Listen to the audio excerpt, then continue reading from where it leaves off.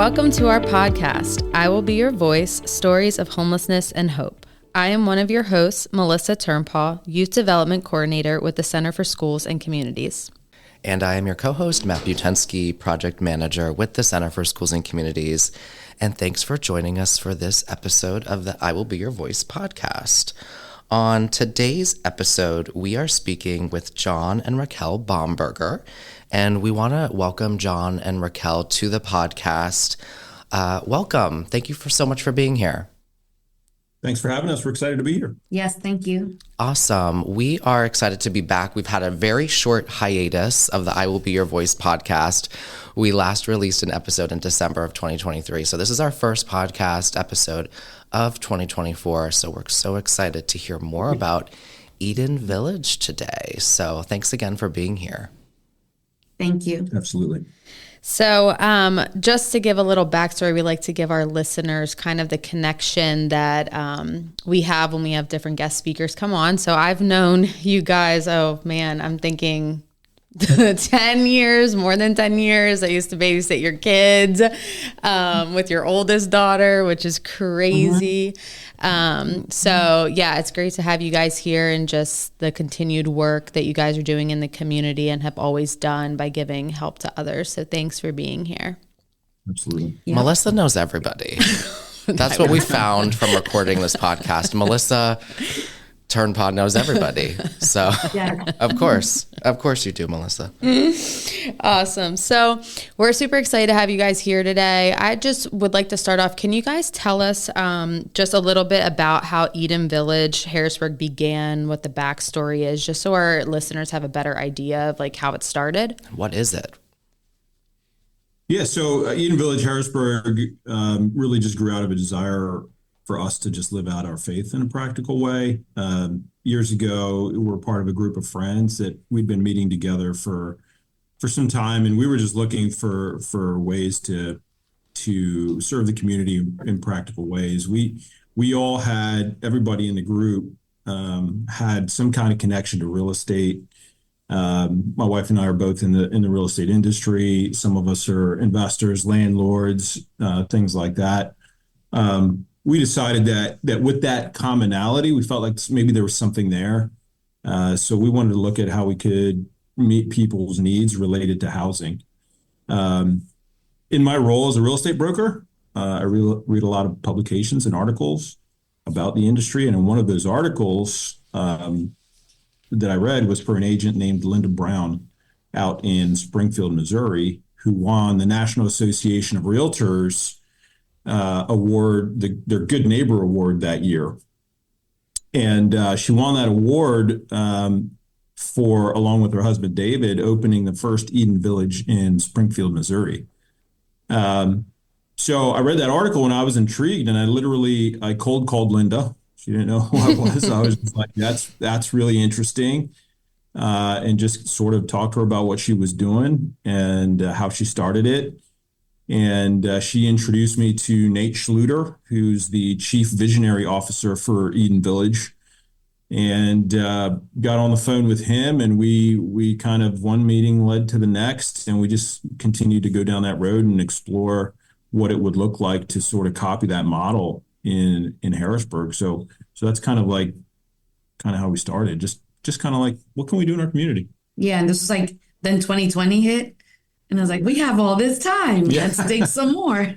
Yeah. So if our listeners have never heard of Eden Village or what it is, can you share with us, what is Eden Village and just more about what it is? Yeah. So I think village is the operative word in terms of it takes a village type of thing. It takes a village to raise a child or whatever. Not that we're serving children necessarily, but we're looking to serve the homeless community by providing housing first. There's a lot of really great organizations in the capital area that serve the homeless community, doing a variety of different things, and there are very few that approach the issue from a housing first perspective, and that's our goal. But it's not just It's not just housing. We're not building just housing. We're building community. And so I guess that's what I would say. We're a community. We're trying to teach people how to be good neighbors and provide that support system for them. Awesome. And so for those who may live in the capital area or may not be familiar, where exactly within Harrisburg are you guys hoping that like land and ground in the community will be built at? Well, we actually have land right next to another project that is actually serving the homeless veterans. So maybe you guys have heard of that one. So we're building right next to them. And that's where the Harrisburg PennDOT building is, Front Street there. So yeah, so that's where we have it. And now we're in the process of getting funds and doing fundraisers and getting the word out. Because now that you have land, you have bills. Very true. Yeah. So Eden Village doesn't exist yet. It's at its first phases of the planning process, and you've secured land. Sure. What has it been like building up to that point? What kind of challenges did you have even getting to this point of moving forward with an Eden Village here in Pennsylvania? Is there another Eden Village anywhere else in PA or the Northeast? Yes, there are a few. There's in Tulsa, there's one in Wilmington. So Springfield, Missouri, Linda Brown, I mentioned earlier. So they're the ones that started it in Springfield. They have now 3 villages that are built and operational today in Springfield, Missouri. There's one that's open and operational with residents in Wilmington, North Carolina. There's one opening soon in Richmond, Virginia. She mentioned Tulsa, Oklahoma. Mm-hmm. There's probably 15 other cities that I haven't even mentioned that are in some sort of process, just like we are, looking to open this type of model. There are some things that are unique about Eden Village specifically, and I think that whole community concept is one of those distinguishing things. But tiny homes aren't necessarily a new concept. We didn't invent that. But I think the whole support model around that community is a little bit unique to Eden Village. So Eden Village Harrisburg is not built yet. It is certainly a thing in terms of we are an established 501c3 nonprofit organization and are doing some work to get to the point where we have residents. Yeah.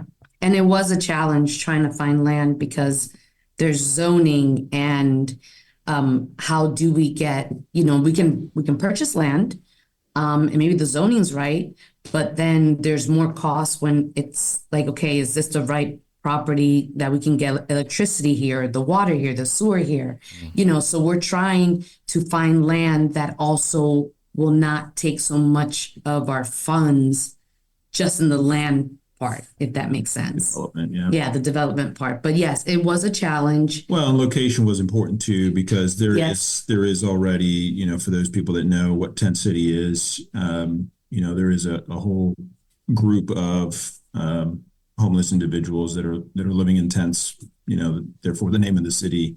And we wanted to be easy access to that and certainly other services and make it convenient.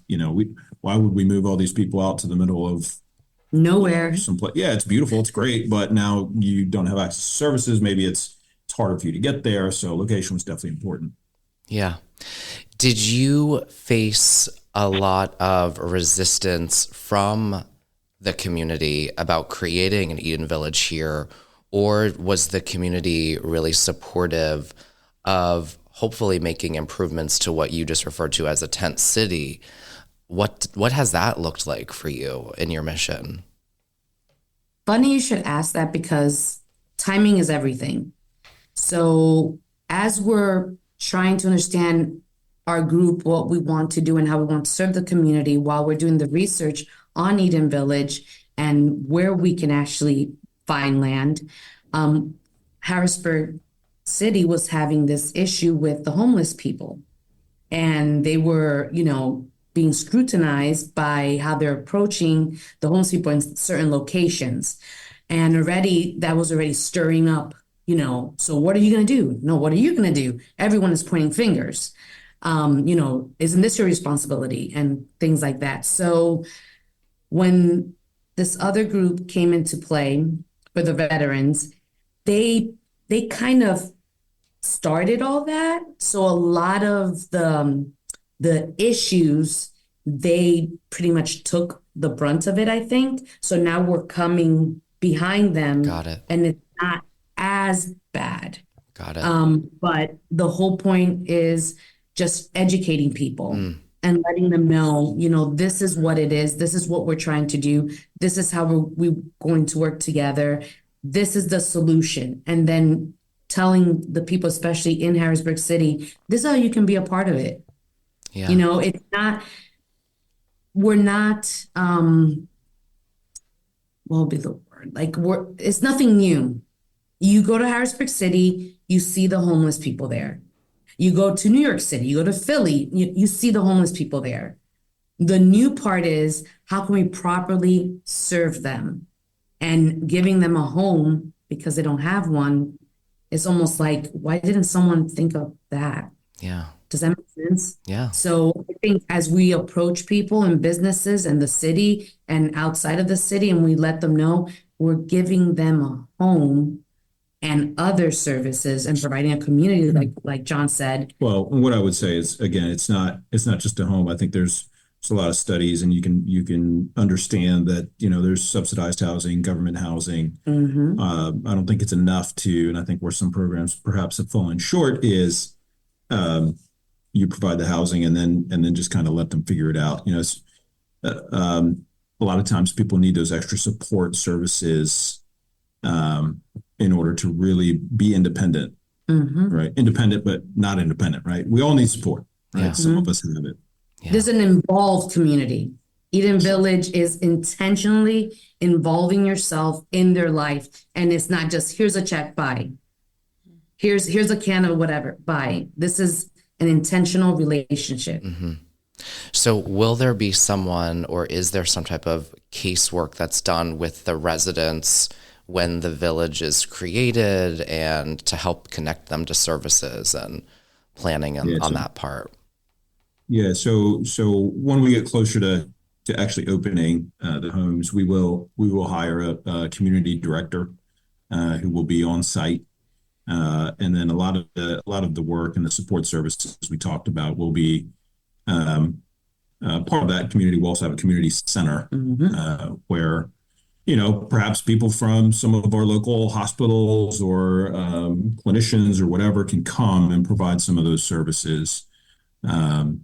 Whether it's mental health or medical or Counseling, job skills, financial skills, those kinds of things. And a lot of our work to this point has been in establishing some of those relationships. So we're not just looking for funds, we're also looking to partner up with people and say, this is what's coming, join us.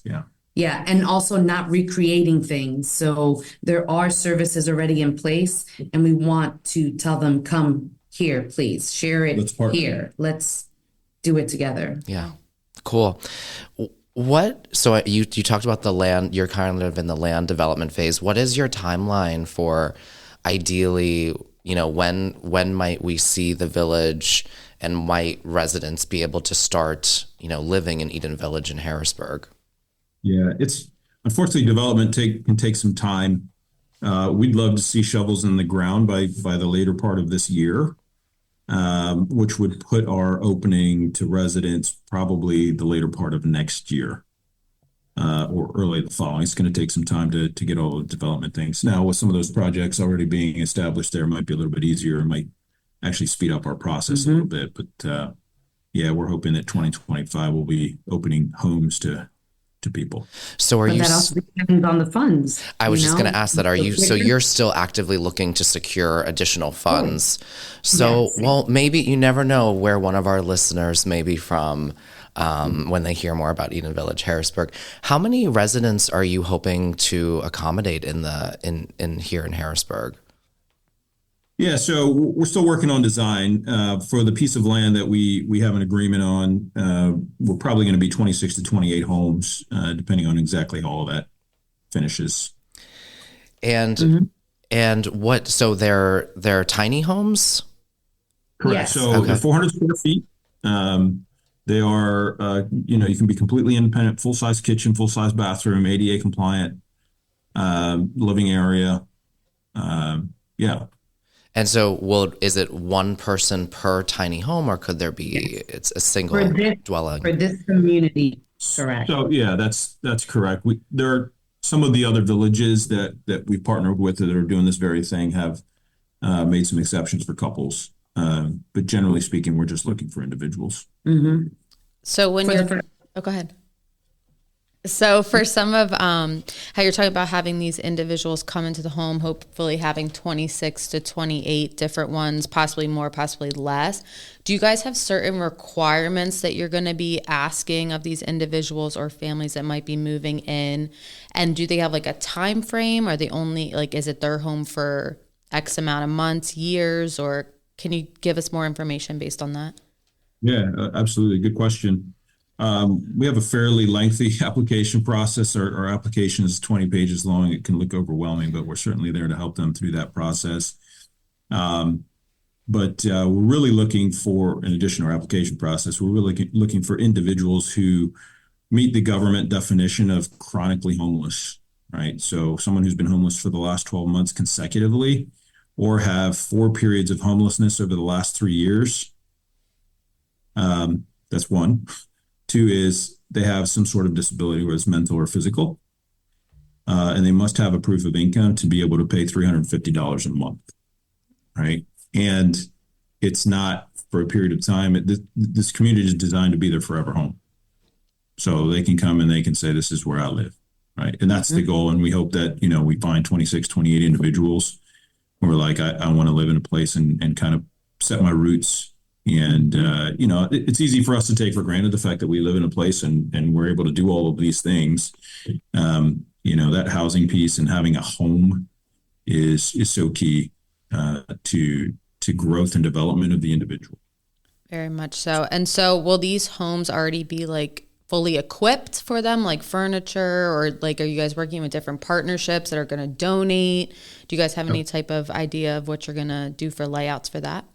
That's part of the donor opportunities, right? It's not just in acquiring land and development costs and community center and all of that stuff. It's also not just the construction of the homes, but let's furnish these things for people. So everything's going to be brand new for people. So individuals can, adopt a home and name it, furnish it. I love put that. Whatever they like.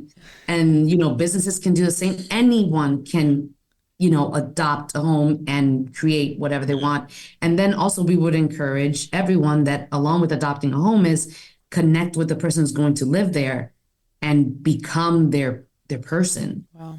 Their friend, the community. That's the gist of it. Yeah.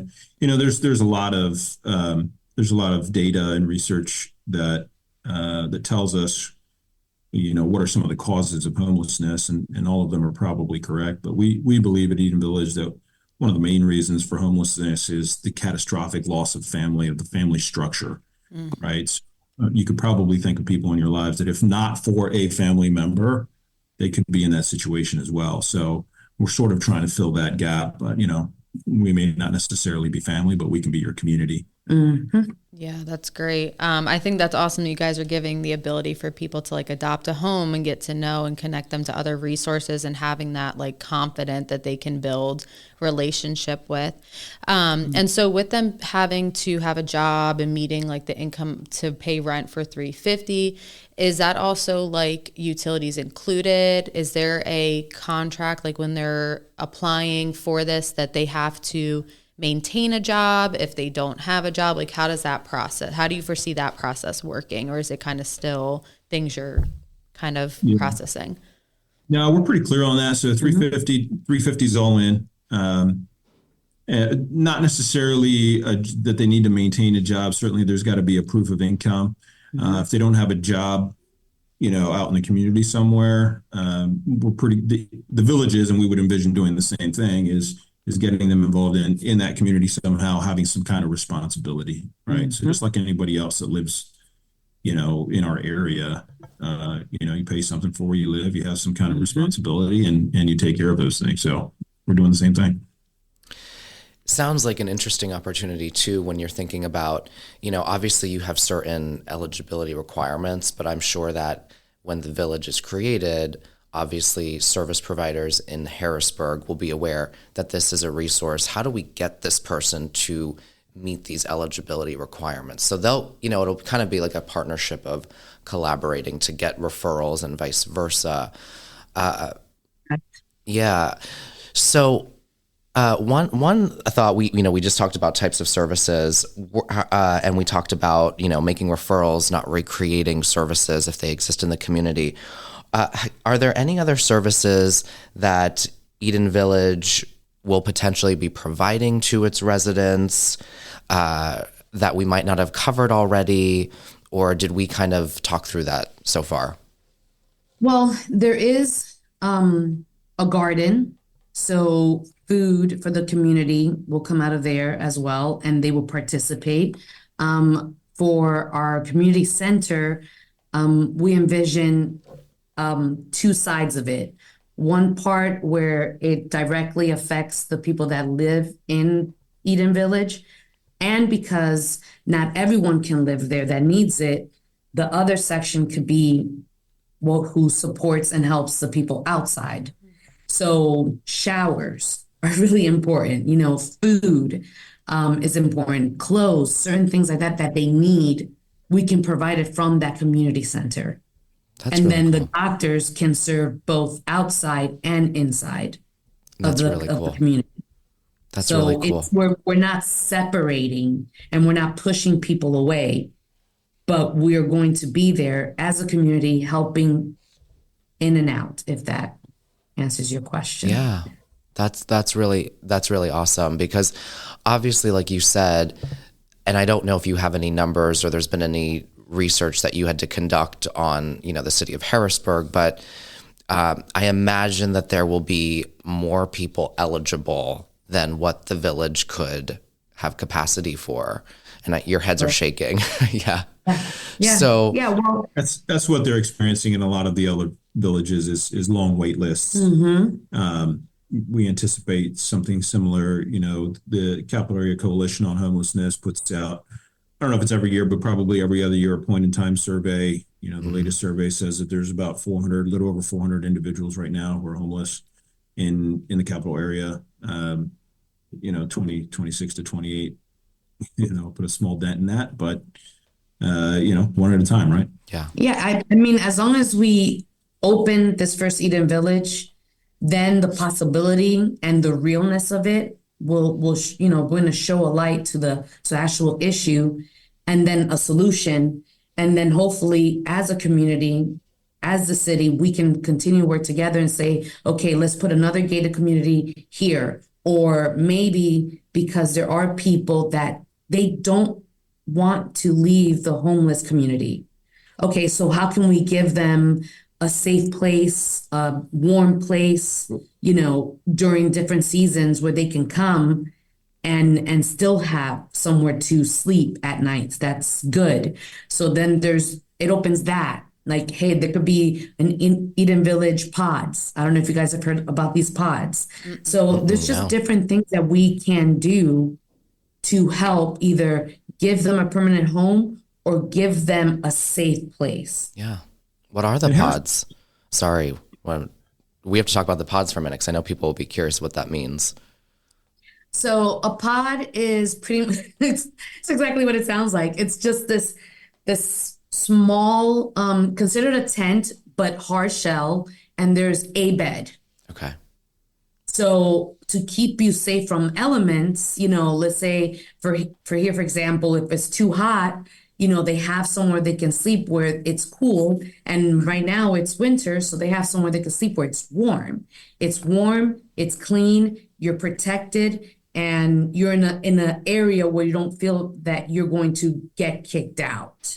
Because the problem with tents is that, you get to a point where they're telling you, nope, you can't sleep here. Nope, you cannot have a tent here. So that's the issue. But if there's a piece of land dedicated just for that, then you can just go there. What she's talking about is something that's been done again in Springfield, where they already have 3 villages, but they have this area that's gated, and they have these little pop-up trailers that have power in them. They're warm, for when it's cold, and people can stay in them on a nightly basis, as needed. It's not a long-term solution like Eden Village is, but it could be one of those things that develops out of it. What I was going to say earlier is Harrisburg is interesting because unlike some of the other cities we're already in, like the greater Harrisburg area encompasses a lot more than just Harrisburg City. So it's possible that something pops up in Carlisle or, some of those neighboring smaller cities.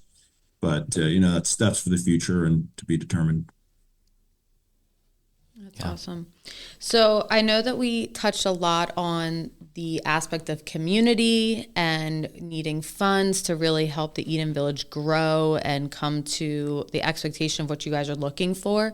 What are ways that people in the community can get involved now?